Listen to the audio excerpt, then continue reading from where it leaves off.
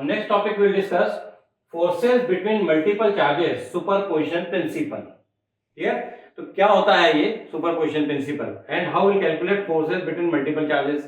तो देखिए हमने कूलॉम्स लॉ पढ़ा है. कूलॉम्स लॉ क्या बताता है? Force between two point charges. Coulomb's law को यूज करके हम दो चार्जेस के बीच में फोर्स कैलकुलेट कर सकते हैं. लेकिन हमेशा ऐसी सिचुएशन नहीं होगी. कई बार होता है कि suppose we have given a charge and due to number of charges, group of charges, we have to calculate force on that given charge. तो इस सिचुएशन में along with the Coulomb's law we use superposition principle. ऐसी condition में Coulomb's law के साथ साथ superposition principle हम use करेंगे और उसके हेल्प से हम टोटल फोर्स उस गिवन चार्ज पे कैलकुलेट करते हैं. और जब भी हम फोर्स कैलकुलेट करते हैं तो यहाँ एक और इंपॉर्टेंट बात है कि force between two point charges is not affected due to presence of other charge. कि ये जो दो चार्ज में आपस में फोर्स एक्ट कर रहा है, जो इंटरेक्ट कर रहे हैं आपस में, वो तो उनमें जो फोर्स एक्ट लग रहा है whether it is attractive or repulsive, it is not affected due to the presence of other charges. क्योंकि ग्रुप ऑफ चार्ज के कारण फोर्स कैलकुलेट करना है हमें. क्लियर? तो देखिए सबसे पहले हम इसका स्टेटमेंट डिस्कस करते हैं सुपरपोजिशन प्रिंसिपल का and then will apply to calculate total force on a given charge. Clear?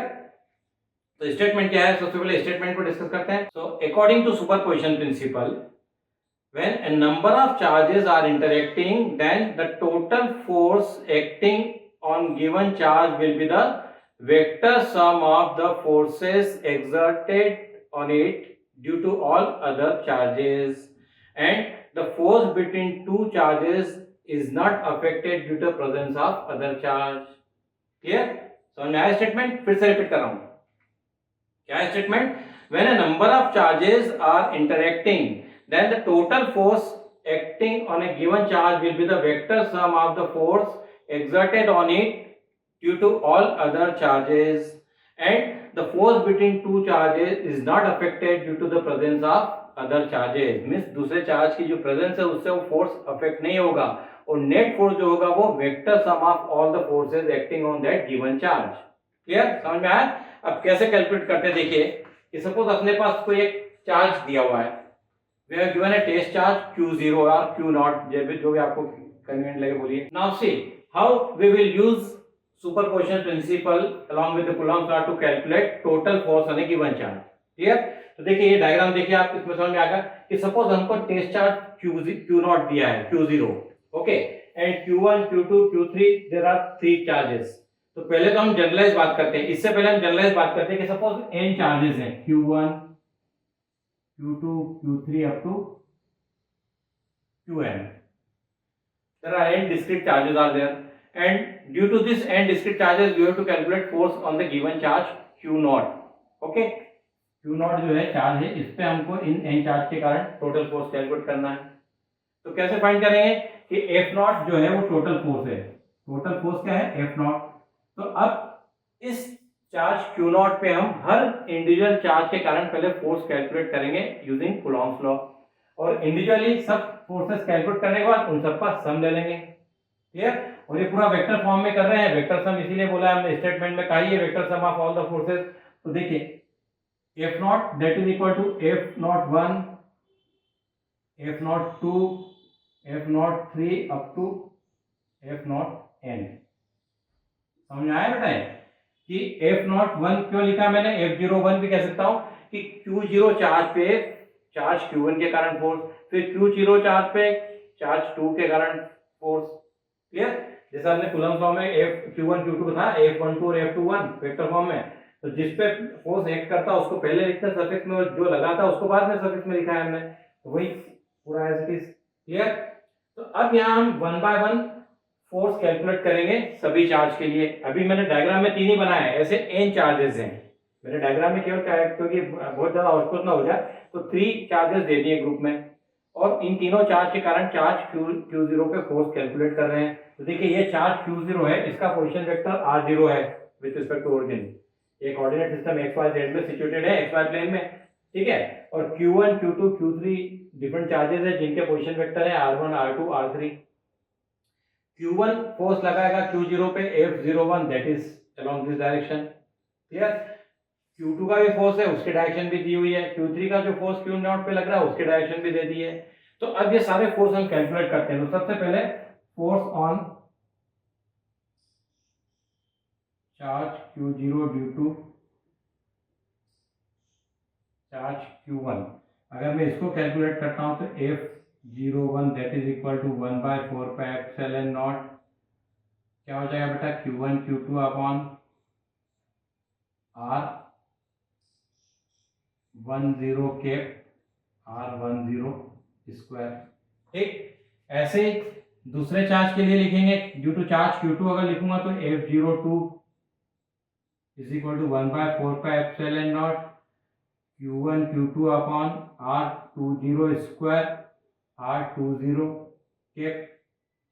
3 के लिए लिखूंगा तो 03 that is 1/4πε0 Q1 Q2 upon R30 square R30 cap.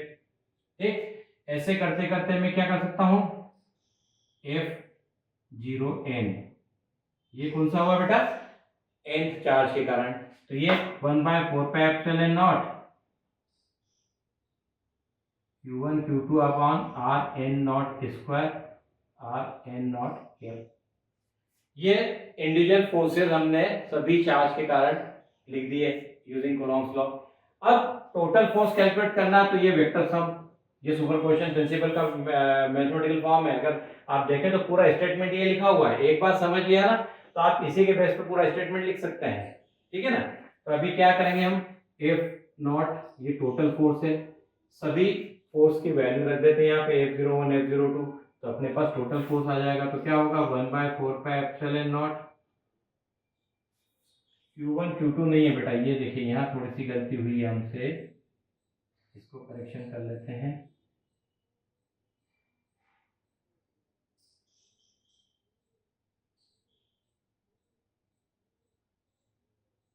Q1 Q2 की जगह मैंने करेक्शन कर दिया, गलती से Q1 Q2 जो है हैबिट में है वो लिख दिया था, Q0 Q1 Q0 Q2 Q0 Q3 Q0 Qn। Okay, तो अब टोटल फोर्स जब कैलकुलेट करेंगे तो क्या हो जाएगा इसमें, Q0 Q1 upon R10 square R10 cap plus 1/4πε0 Q0 Q2 upon R20 square R20 cap plus करके 1/4πε0 Q0 Qn upon Rn0 square Rn0 cap. ठीक है, ये इक्वेशन लिख दी पूरी मैंने। अब यहाँ अगर आप देखते हैं बेटा तो 1/4πε0 और Q0 मेरे पास कॉमन आ गया है, इसको पूरा ऐसे Q0 अपॉन ही लिख देना। ठीक, अब ब्रैकेट में क्या है बेटा, Q1 upon R10 square R10 cap plus Q2 upon R20 square R20 cap Qn upon Rn0 square Rn0 cap.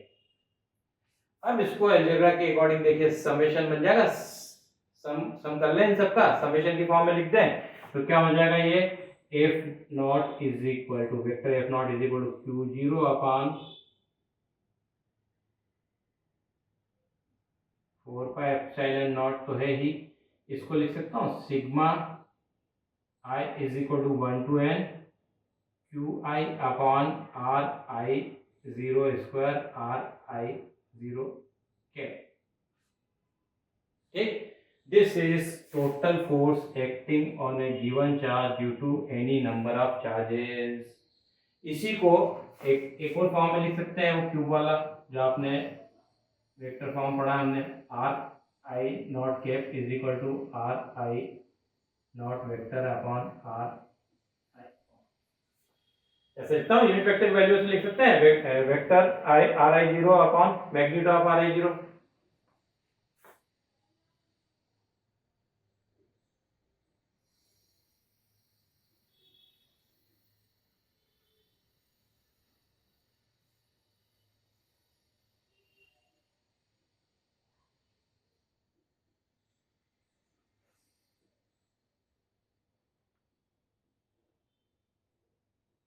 This is another form of total force acting on a given charge due to any number of charges। any यहाँ पे n number of charge के कारण निकाला हमने, कितने भी numbers के लिए आप अप्लाई कर सकते हो। ठीक है, तो ये हो गया आपका superposition principle. force between multiple charges and superposition principle. In that way, we will calculate force on a given charge due to any number of charges.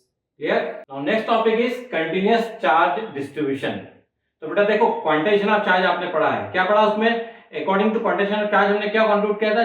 Electric charge always exist in discrete packets, means charges are quantized, है ना, कि हमेशा वो discrete packets की form में ही exist करते हैं। लेकिन क्या होता है, कभी कभी sometimes charge on a body, macroscopic body is larger than that of the charge on proton और इलेक्ट्रॉन। कई बार क्या होता है, मैक्रोस्कोपिक बॉडी पे चार्ज जो होता है वो इलेक्ट्रॉन और प्रोटॉन के चार्ज से भी ज्यादा होता है। तो we can say that charges are continuously distributed. तो उस स्थिति में क्या कहते हैं, चार्ज जो है वो कंटिन्यूअसली डिस्ट्रीब्यूटेड है। ठीक, तो इसको कैसे हम बात करेंगे, कंटिन्यूअस डिस्ट्रीब्यूशन कैसे डिफाइन करने वाले हैं कि system of closely spaced charges, system of closely spaced charges form continuous distribution of charge. कि जो क्लोजली स्पेस्ड चार्ज का जो सिस्टम है वो कंटिन्यूअस डिस्ट्रीब्यूशन ऑफ चार्ज को फॉर्म करता है। क्लियर? अब ये जो continuous distribution of charge, it may be line charge और सरफेस चार्ज और over entire volume. So there are three kinds of continuous charge distribution. कैसे क्या क्या होते हैं ये थ्री टाइप्स के, देखते हैं one by one. There are three kinds of charge distribution. One by one हम डिस्कस करते हैं तीनों को, है ना। तो first one is linear charge distribution. क्या होता है इसमें, देखिए कोई भी अपने पास एक लीनियर कंडक्टर दिया है and charge is distributed along the length of that conductor. जो चार्ज है वो इसकी लेंथ पे पूरी तरह से डिस्ट्रीब्यूटेड है and we have to calculate force on a given charge due to this linear conductor over which this charge is distributed uniformly along its length. So in that case first we will define new quantity, that is linear charge density. क्या होती है linear charge density, सबसे पहले उसको define करते हैं। So linear charge density is defined as the charge per unit length of the conductor, means total charge of that linear conductor is divided by the total length of the conductor, that will give us the measurement of linear charge density. So charge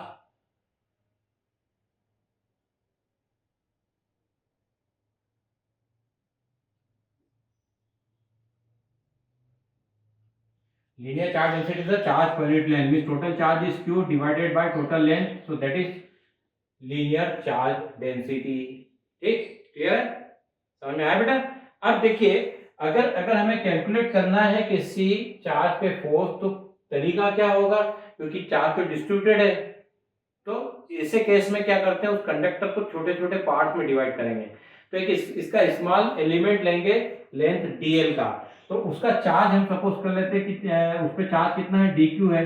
तो dq charge है और इसकी length dl है, तो dq is equal to क्या हो जाएगा, lambda dl हो जाएगा इस फार्मूले से। अगर मैं लिखता हूं तो q is equal to lambda लिख सकता हूं। In that way, if we find charge of the small element of length dl, that is dq, and dq is equal to lambda dl, और इसके कारण कैलकुलेट कर लेंगे और ऐसे छोटे छोटे एलिमेंट का कैलकुलेट करके फाइनली उनका सम ले लेंगे। In that way will find total charge on a given charge due to linear charge distribution. समझ में आया? देखो हम करेंगे, फोर्स कैलकुलेट भी करेंगे, पहले बेसिक समझ लें इसका। ठीक, तो अब यहाँ पे एक और एग्जांपल लेते हैं कि सपोज कोई रिंग है, circular ring of radius r है, तो उसमें अगर हम लीनियर चार्ज डेंसिटी कैलकुलेट करते हैं उसकी, तो क्या हो जाएगा, टोटल चार्ज उसका q है, तो उसका सरकमफेरेंस कितना होगा, 2 पाई r। ठीक, for a ring of radius r, in that way will calculate linear charge density. Second आता है आपका सरफेस चार्ज डिस्ट्रीब्यूशन। बिल्कुल इसके जैसा, ये लीनियर की जगह सरफेस अपने बात कर लेंगे और वहां सरफेस एरिया की बात होगी। मतलब एक हमने समझ लिया, तो इसके साथ ये दो जो है सरफेस चार्ज डिस्ट्रीब्यूशन और वॉल्यूम चार्ज डिस्ट्रीब्यूशन, ये एक के साथ दो फ्री है, स्कीम है ये मेरी, है ना।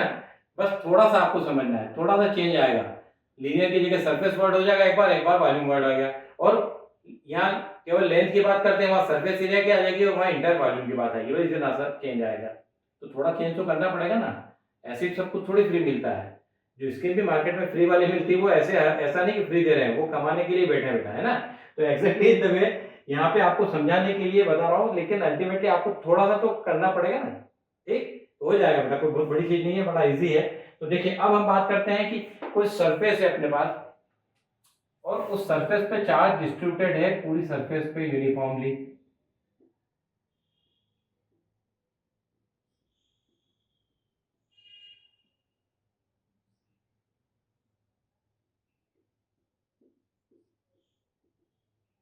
एस सरफेस एरिया है इसका, और इस पे चार्ज पूरा डिस्ट्रीब्यूटेड है, ठीक। और इस गिवन सरफेस के कारण हमें कहीं किसी टेस्ट चार्ज पे फोर्स कैलकुलेट करना है, तो उसको कैलकुलेट करने के लिए भी इसी वे में हमें पहले एक नई क्वांटिटी यहाँ डिफाइन करनी पड़ेगी, सरफेस चार्ज डेंसिटी। क्या बोलेंगे उसको? सरफेस चार्ज डेंसिटी, उसको सिग्मा से रिप्रेजेंट करते हैं, सरफेस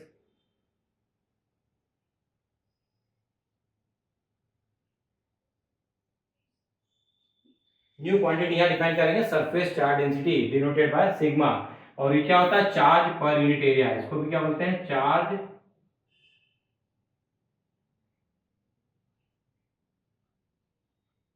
सरफेस चार्ज डेंसिटी क्या होती है? Charge per unit area, right. अब देखिएगा, सरफेस चार्ज डेंसिटी को भी हम मैथमेटिकली रिप्रेजेंट करेंगे, तो उसके लिए सबसे पहले हमें सरफेस एरिया इसका देखना। सपोज एस उसका सरफेस एरिया है और टोटल चार्ज उस सरफेस पे कितना है? क्यू है, तो it can be written as charge per unit area means q upon s, that is surface charge density. इसको भी उसी वे में q is equal to sigma s भी लिख सकता हूँ। और यहाँ भी फिर वही तरीका होगा कि अगर हमें गिवन चार्ज पे फोर्स कैलकुलेट करना, तो इसको छोटे छोटे एरिया एलिमेंट में डिवाइड कर लेंगे, और एक स्मॉल एलिमेंट का एरिया ds है और उसका चार्ज dq है, तो इसको भी इसी तरह से हम लिख सकते हैं, dq is equal to sigma ds। समझ में आया? This is the way. और यहाँ हम कोई स्फेरिकल शेल ले लेते हैं। स्फेरिकल शेल में अगर चार्ज डिस्ट्रीब्यूटेड है यूनिफॉर्मली, तो उस केस में अगर हम इसको सरफेस चार्ज डेंसिटी कैलकुलेट करेंगे, तो charge per unit area means 4 pi r square, r radius है उसकी, तो सरफेस एरिया कितना है उसका? 4 pi r square spherical shell का। क्लियर? ऐसे ही अगला आ जाता है, third one is volume charge distribution. तो अब देखिए इसमें क्या है, बिल्कुल ये नहीं दोनों का भाई है, वो भी मैंने बोला ही था एक के साथ दो फ्री है, तो ये आपने समझ लिया, ये अपने आप समझ में आया, ये भी आपको समझ में आ जाएगा। क्या है इसमें? Charge is distributed on the entire volume of the conductor, और इस केस में भी अगर हम किसी गिवन चार्ज पे फोर्स कैलकुलेट करेंगे, तो उसके लिए हमें एक न्यू क्वांटिटी डिफाइन करनी है, जिसको बोलेंगे volume charge density.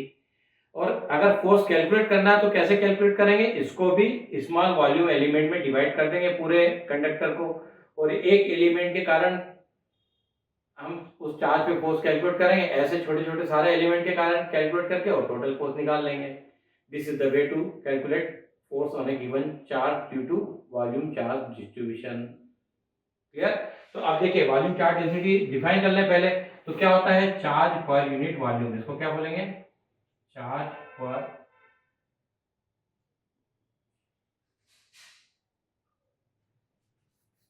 It is the charge per unit volume. और इसको कैसे डिफाइन करते हैं मैथमेटिकली? कैसे लिखेंगे? Total charge divided by the total volume of that conductor. Q is the total charge which is distributed uniformly over the entire volume of the conductor, and V is the volume, so Q divided by V, that will give us the measurement of volume charge density। Clear? और इसको भी ऐसे लिखेंगे तो Q is equal to rho into V भी लिख सकते हो आप। और ऐसे अगर इसका स्मॉल एलिमेंट हमने लिया वॉल्यूम dV का, उसका चार्ज कितना है? dq, तो dq is equal to rho dV हो जाएगा। रो क्या है? ये वॉल्यूम चार्ज डेंसिटी।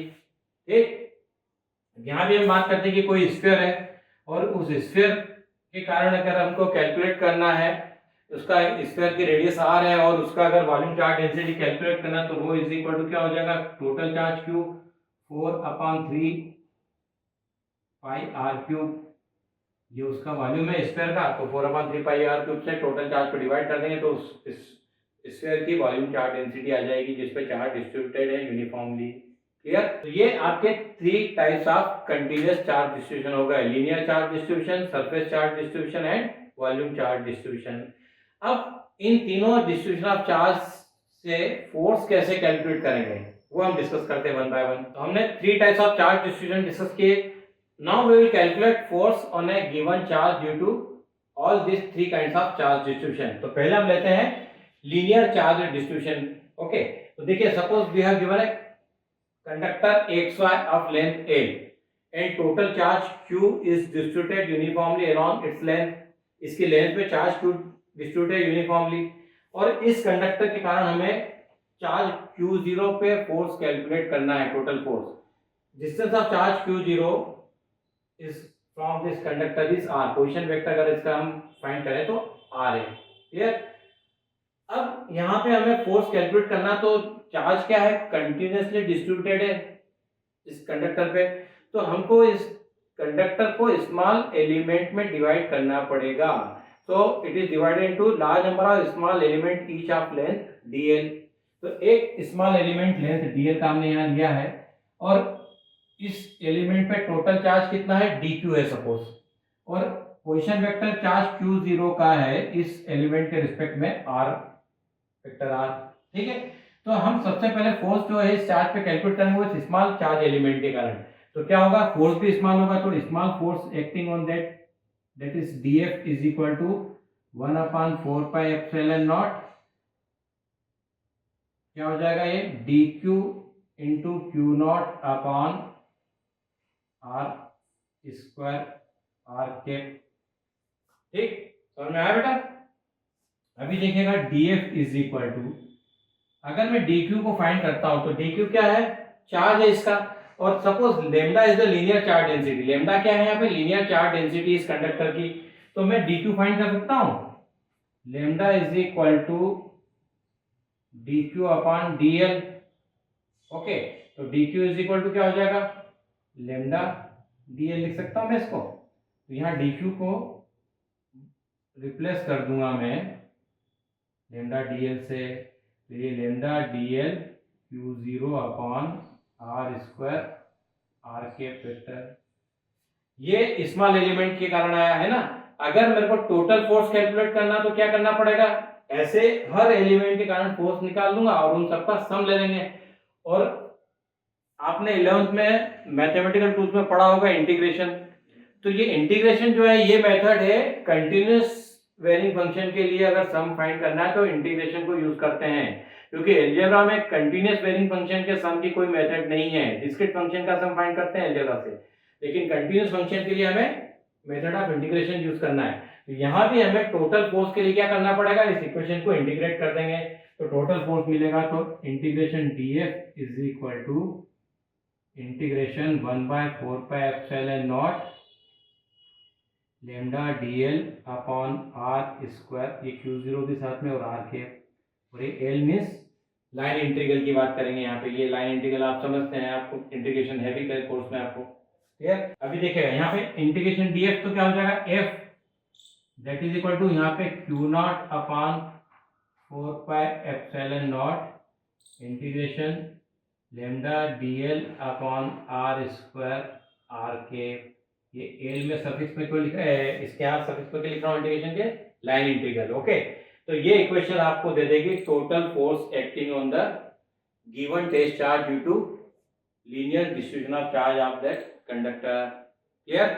ऐसे अगर सरफेस चार्ज डिस्ट्रीब्यूशन के कारण अपने को फोर्स कैलकुलेट करना, तो कोई सरफेस एरिया ए इसकी सरफेस है, इस पे चार्ज डिस्ट्रीब्यूट है यूनिफॉर्मली, ये सरफेस एरिया इस गिवन सरफेस का ए से टोटल, उस पे चार्ज है वो डिस्ट्रीब्यूटेड है यूनिफॉर्मली। क्लियर। और इसके कारण हमें किसी चार्ज q0 पे फोर्स कैलकुलेट करना है, ठीक है, इसका पोजीशन वेक्टर है इस सरफेस से r।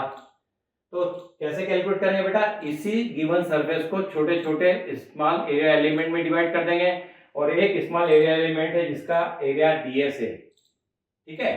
सबसे पहले ऐसे हर एलिमेंट के कारण फोर्स निकाल लेंगे और उन सबका सम ले लेंगे, वो टोटल फोर्स आ जाएगा।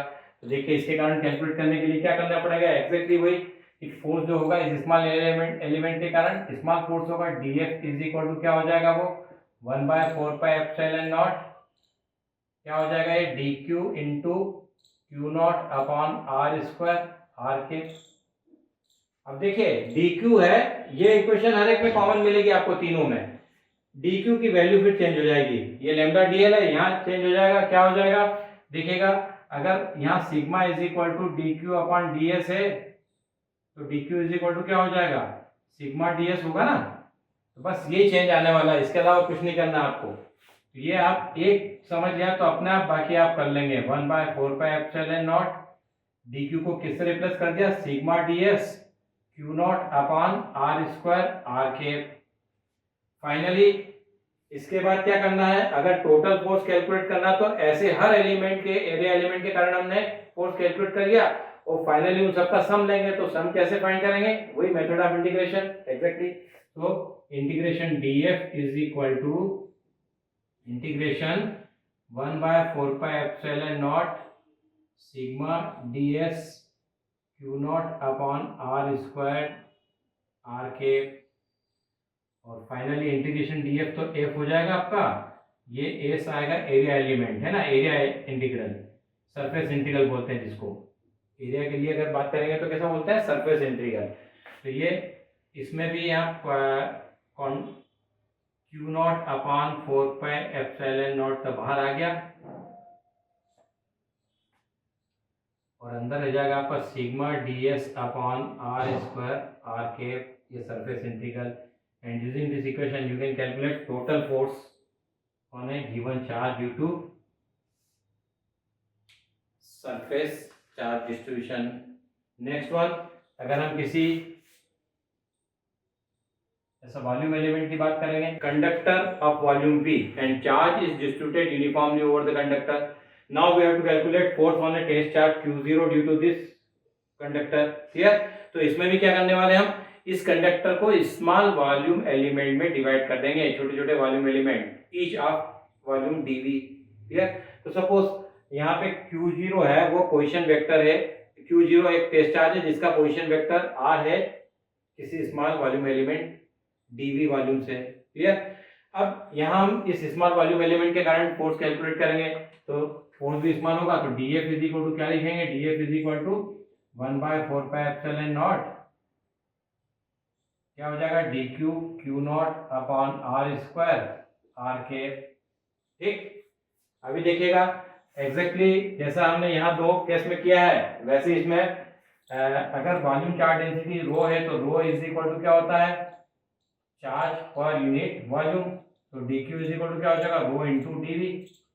ठीक है, तो ये dF इज इक्वल टू क्या लिखेंगे इसको बेटा, 1/4 पाई एप्सिलॉन नॉट, ये हो जाएगा rho dV q naught upon r square r के। ठीक है, अब देखिएगा यहाँ भी ये स्मॉल वॉल्यूम एलिमेंट के कारण हमने फोर्स निकाल लिया, और टोटल फोर्स कैलकुलेट करने के क्या करना पड़ेगा हमें, अगेन विल इंटीग्रेट इट, और यहाँ कैसा इंटीग्रल आएगा, वॉल्यूम इंटीग्रल। वेरी गुड, बहुत बढ़िया, आप समझते हैं बेटा। Integration dF is equal to that is integration 1/4 pi epsilon 0 rho dV q naught upon r square r के, और ये भी लिख दिया मिस वॉल्यूम इंटीग्रल, और इंटीग्रेशन dF क्या हो जाएगा, F हो जाएगा total force, that is equal to q naught upon 4 pi epsilon naught बाहर है, इंटीग्रेशन V, और ये हो जाएगा rho dV upon r square r के। And using this equation you can find total force on a given charge due to volume charge distribution. Clear? तो ये तीनों टाइप के चार्ज डिस्ट्रीब्यूशन से टोटल फोर्स भी फाइंड कर सकते हैं। इस तरह से समझ गए कैसे फाइंड करते हैं, पूरी प्रोसेस मैंने एक्सप्लेन कर दी है। क्लियर? तो ये आपका हो गया continuous charge distribution, and then how to calculate force on a given charge due to continuous distribution of charge.